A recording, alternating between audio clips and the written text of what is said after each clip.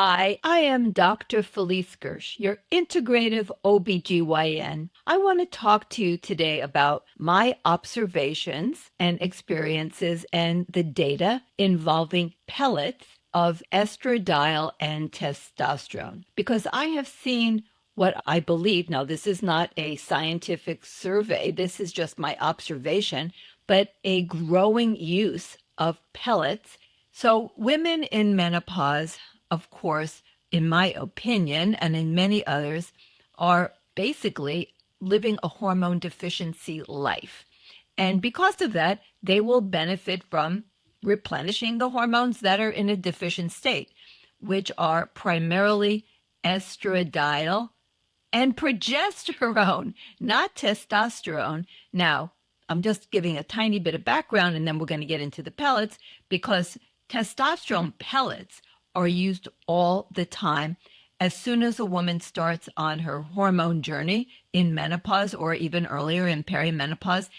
I have seen many patients come in who've gone to other physicians and had testosterone pellets inserted immediately along with estradiol pellets. And typically, if they have a uterus, if they don't give progesterone. And if they do have a uterus, they give progesterone pills, typically, what I have seen, in fact, almost exclusively every night.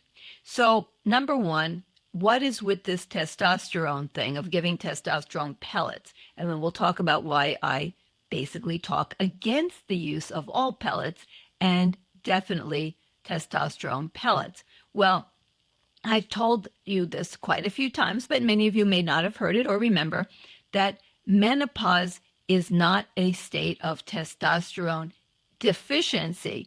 The ovaries make approximately 25% of the circulating testosterone in a woman.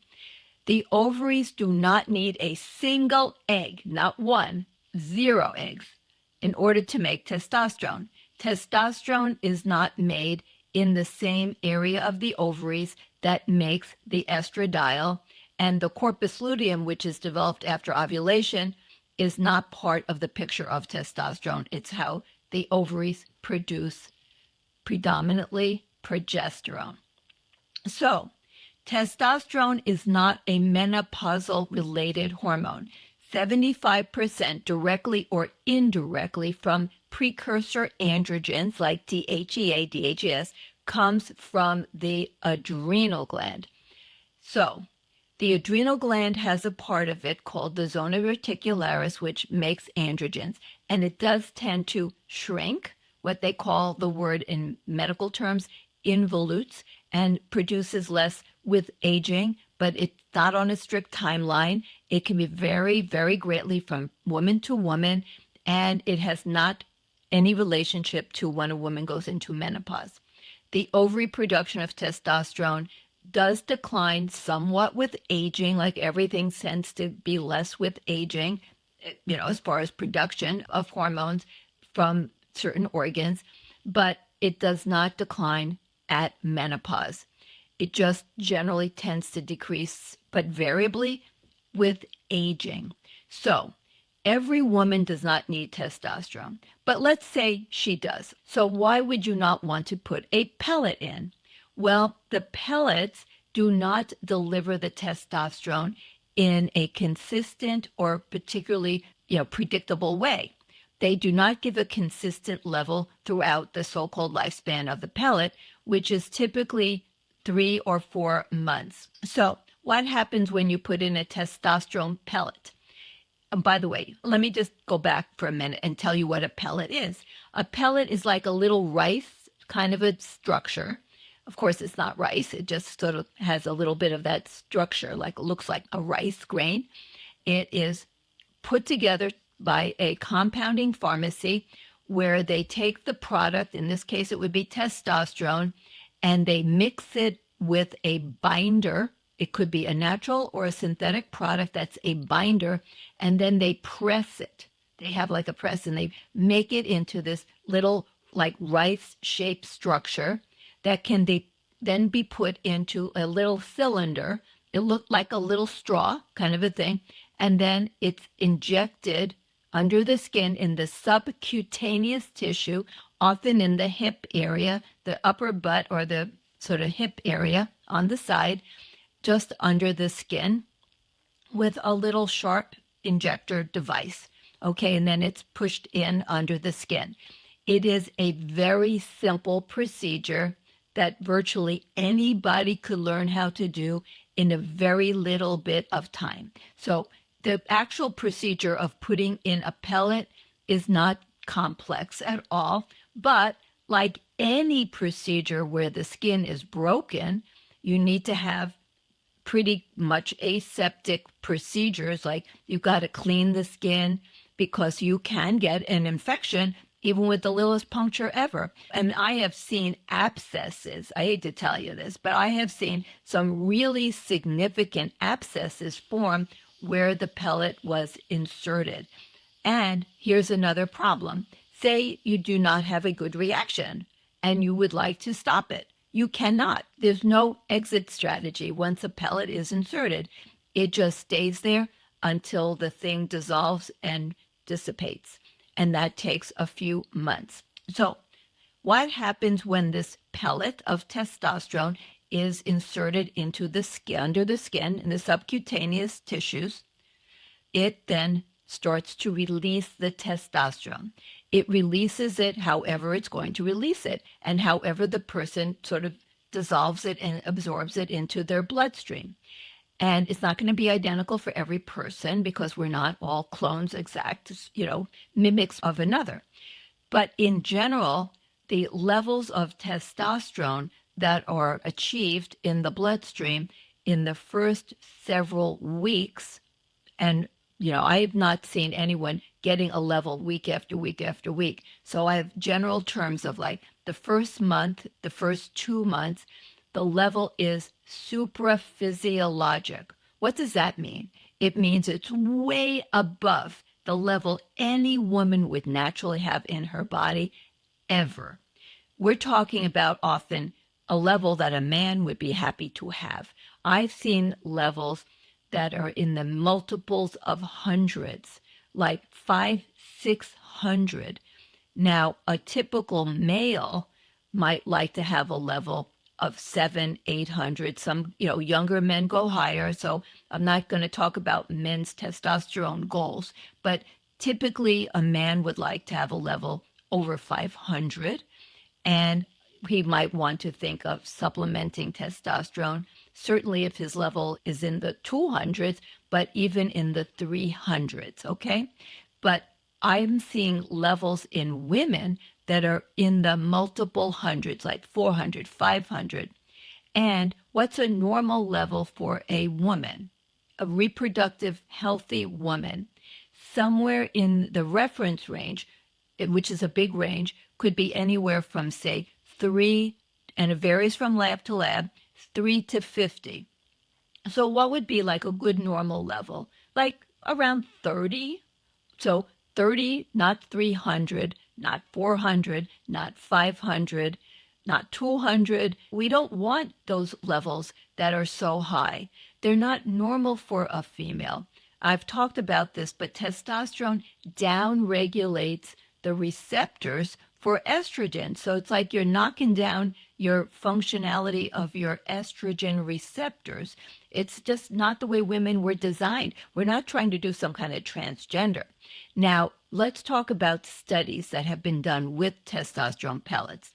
There are quite a few, and many of them are in the last decade or so, some of them going back to, say, around 2012. Quite a few of the testosterone studies were looking at reducing the incidence of breast cancer. Now, of course, breast cancer is a very big deal. It can kill women. About over 40,000 American women die every year from breast cancer. So believe me, I understand the seriousness and the horribleness of breast cancer. But that's not why I'm prescribing hormone therapy in the menopause. I definitely want to reduce the incidence of breast cancer. And we'll talk another time about all the things that women can do to lower their risk of breast cancers and other cancers. We can't change our genetics, but we can certainly choose how we move, what we eat, and a lot of times what time we go to bed. There's just a lot that we can do to lower our cancer risk, including breast cancer risk. But taking hormones is not it's not the primary goal. It's a secondary, tertiary goal to lower breast cancer. Everything we do to be healthy, to lower inflammation, to have a good, healthy gut microbiome, a healthy, functional, non-inflammatory immune system, all of those things will lower breast cancer incidence. That's what doing physiologic, mimicking to some degree the types of hormone rhythms and levels of a healthy young woman will do for you. But I'm not using hormones as a pharmaceutical to affect how other critically important hormone receptors like estrogen receptors are working in the body. I want to create the ambience in the cellular environment that you would have as a healthy young woman.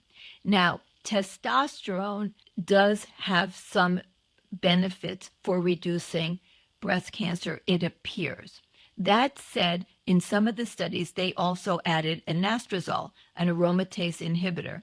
And I don't want to get into the whole breast cancer thing with this particular presentation, but I will say that yes, high doses of testosterone may help prevent breast cancer, similar to women who are given other drugs, like drugs that can have some blocking effects. And we'll talk about breast cancer more, but in terms of hormone therapy for just normal women that want to have a healthy body and a healthy life and healthy longevity, you don't want to give these mega doses of testosterone plus an aromatase inhibitor as your hormone therapy for menopause, in my opinion.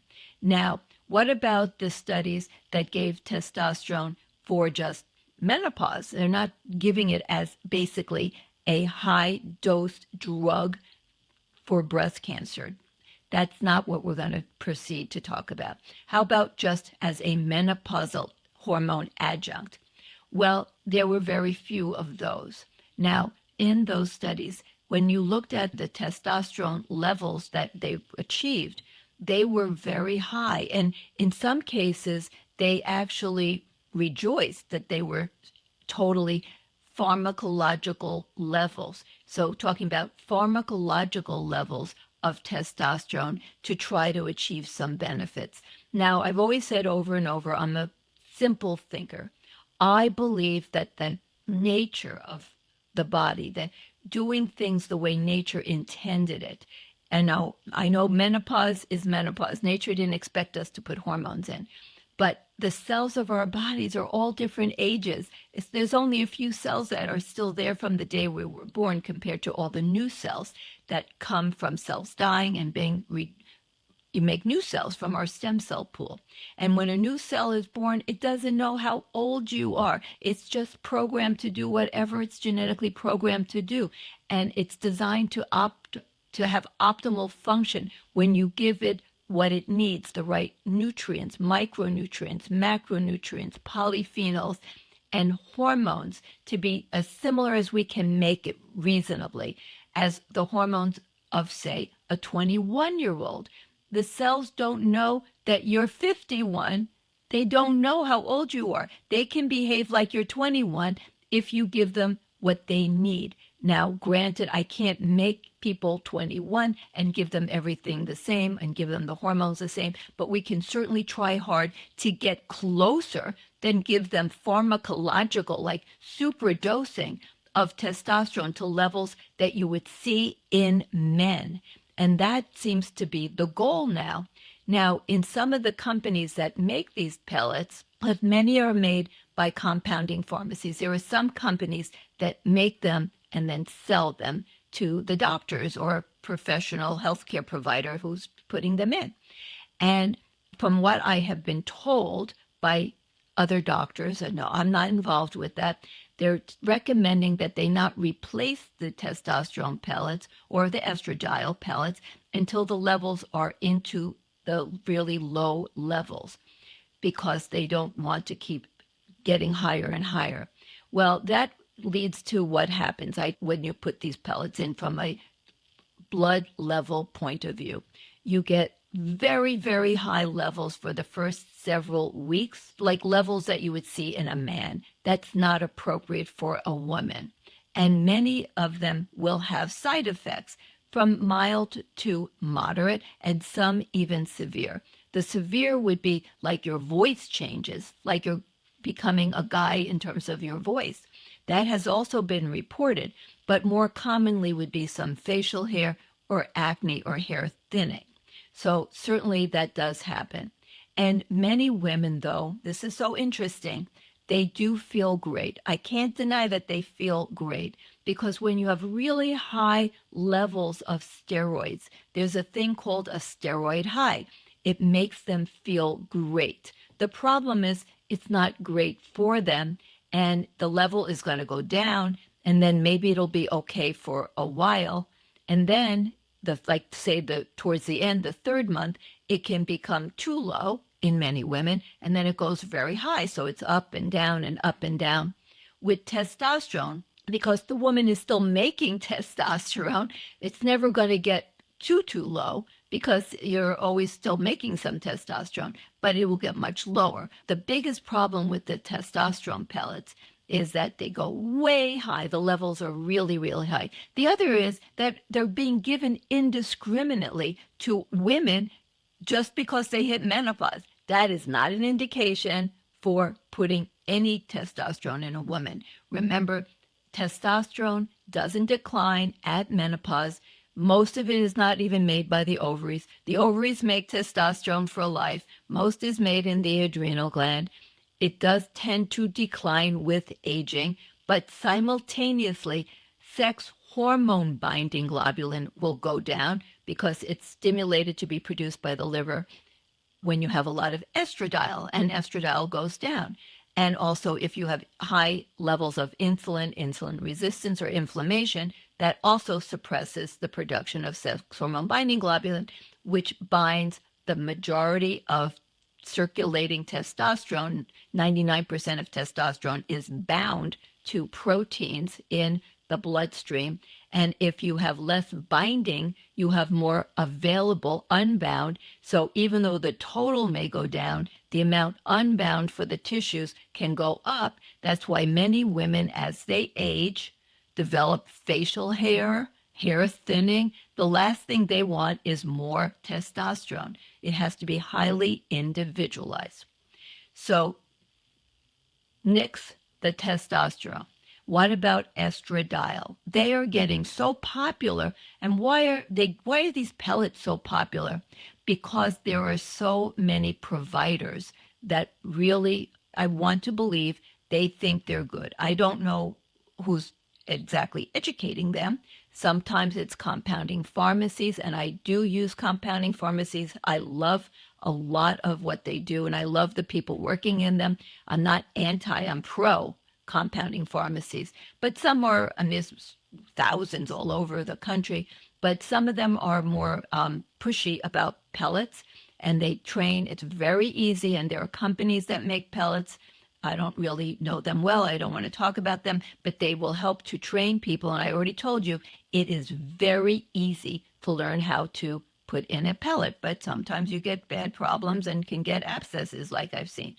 So they're easy to use in terms of insertion, and they make people feel good, at least for a while, okay, because they get all this huge amounts of steroid, the hormones, and they get this steroid high, this like low feeling. They feel really good for a while until they crash. And with women who get estradiol pellets, I went online and I looked at pretty much, if not all, the studies that have been published on estradiol pellets. The numbers are not huge. They are pretty small. When you look at the numbers of women in the studies, very small. And when you look at the quality of the studies, very poor. They have often, they don't have any control group. The side effects are sometimes not even mentioned.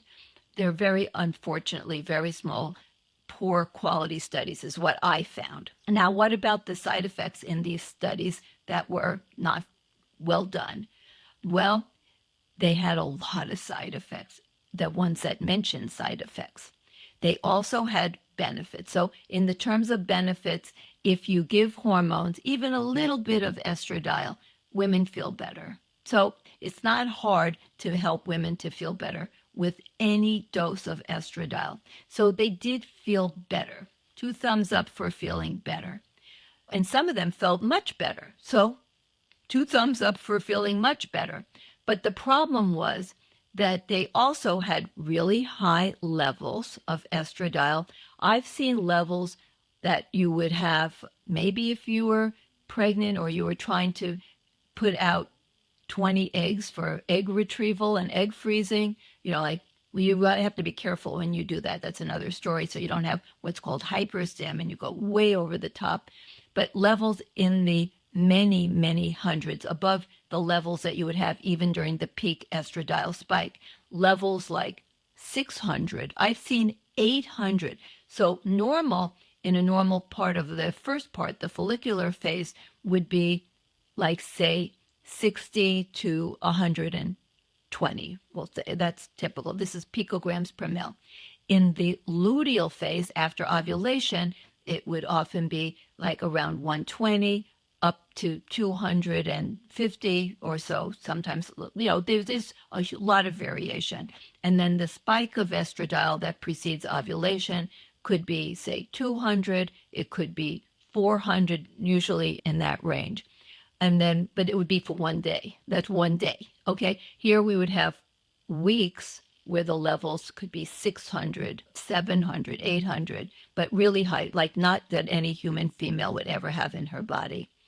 And what did they find in terms of the side effects? Well, there were women reported to have hyperplasia, overgrowth of the uterine lining, but the main clinical symptom was bleeding. The incidence of just random and often heavy bleeding was really high. This is like a really big problem because you're not controlling it. They don't know what to do with the progesterone. The levels are so high, it doesn't matter how much progesterone you're going to give. They're going to have bleeding. It's like not going to work out. I mean, let's put it this way. In pregnancy, the levels of progesterone can be 200, okay? In a normal luteal phase of a woman, it's typically in the upper teens, sometimes low 20s. Sometimes it'll go higher, but typically over 10 up to into the high 20s. And in pregnancy, 200, okay? Nobody's going to give women who are not pregnant, levels of progesterone to be like they're pregnant to stabilize the uterine lining. This is not going to happen. So the uterine lining is always going to become unstable, too much growth, hyperplasia, and then it just starts falling out. And this ends up causing women who go on pellets, estradiol pellets, to have a very significant rate of hysterectomies that are not necessary. I'm not against hysterectomies for women who need them. I did plenty of hysterectomies in my heyday of surgeries, but they were all truly necessary. Okay, these are what we call iatrogenic hysterectomies. Iatrogenic meaning that the medical therapy that the doctors or other healthcare providers provided created the problem that created the need for a hysterectomy because of uncontrolled bleeding, and it's just a big mess. There's nothing you can do really except wait until that pellet dissipates and the levels really drop. And of course that will happen, but you can't keep putting the pellets back in. That's why there is a very high dropout rate, but it may take 2 years before women give up. And then they just have a hysterectomy, and then they won't bleed, but they're still going to have these crazy high levels. So with estradiol, if they're in menopause, unlike testosterone, they're not making background estradiol that's circulating like testosterone. They're still making testosterone, but not with estradiol. So you get levels that go really, really low at the end of the pellet's life into the menopausal range. So you get these super high levels, then maybe it's okay for a while. Then you get these really low levels that are menopausal, and that's when you replace the pellet. So you're always on this roller coaster, and the bleeding is crazy. The dropout rate is really high, and this is not a sustainable thing. What else? I've talked about that we want to try to create hormones that have some relationship, similarity to what a healthy young woman in her early 20s would have. And that's not anything like this. We're not trying to create some unnatural hormonal environment in the human female. We want to somewhat recreate what a woman would have when she's healthiest. That's physiologic. In fact, with testosterone, the official recommendation is when they do go on testosterone, women's levels should be in the physiologic range, the levels that a woman would have in her body naturally. And because some hormones, particularly estradiol and progesterone, not so much testosterone, which has very minimal rhythmic, it's pretty static, very minimal changes over the course of a month, because it's not really part of the menstrual cycle in the sense that estradiol and progesterone is. There's a little bit of rhythm, but not too much. But the rhythmic nature of estradiol and progesterone is very, very clear and not at all static. So we want to recreate the beautiful rhythms, physiologic levels. That is impossible, absolutely impossible to do with pellets. Now, you may say, well, what about a woman who's had a hysterectomy? She's not going to have this crazy uncontrolled bleeding with the estradiol pellets. That is true, but she will have these crazy levels that go up and down. Now, why do they have to go high in the beginning? Because it's not a consistent release. Now, I want to let you know there apparently was, and that's something I learned about just recently, a estradiol pellet that was produced in Brazil that seemed to put out a steady level of estradiol, but it was taken off the market many years ago, like over 10 years ago. I don't know why. I didn't do the research, but it's not available. That's why, it's not available. But maybe for women who have no uterus, maybe a pellet, if it can really be consistent in its release, which doesn't exist right now, okay, no matter what you're told. I can tell you, I've seen plenty of women with pellets, and none of them have a steady release. And by the way, it used to be, I don't know if anyone's saying this today, that they would say, pellet inserter people would say, the body takes what it needs from the pellet. And so it takes whatever it needs. No, it doesn't work that way. It takes what it gets. It doesn't work that way. You put it in, it goes in. The body is not, there's nothing in the body that is deciding, well, I want this amount today. It doesn't work that way. It gets what it gets. So don't let anyone tell you the body takes what it needs. It takes what it gets. So pellets, please don't get them. If you've gotten them and you had a bad reaction or a problem, share that information with others, because I know that people can feel good on them. They make people feel better. I don't deny it, and I like that part, but it's not natural. They feel too good in the beginning, and then they will crash later. You don't want to have supraphysiologic, pharmacological doses, and we're not using testosterone for the majority of women as a pharmaceutical, at pharmaceutical levels, to try to lower the risk of breast cancer. There are many things we can do to lower breast cancer, and that doesn't include that for the majority of women. And in those protocols that are giving these mega pharmacological doses of testosterone, often with an aromatase inhibitor, no estradiol is going into the female. And by the way, other people who say if you just give these really high levels of testosterone, the body will turn it into estradiol. Well, maybe a little, but that's not how the female body is designed. That's how you can actually take women and turn them into male people through transgendering with testosterone. The female body isn't designed to just take testosterone and then turn it as it needs it into estradiol. It doesn't work that way, okay? So please don't believe that if you hear someone say that. The vast majority just stays as testosterone, and many of the women on those mega doses do have androgen excess symptoms. That's not what we're giving hormones for. We're trying to create healthy longevity in a physiological environment. So the cells of your body get the beautiful estradiol, the beautiful progesterone, and if testosterone is indicated, which is not in everyone, and if it is, it's in very small amounts. Remember, women do not have high amounts of testosterone. And I'm not anti-testosterone. I love testosterone.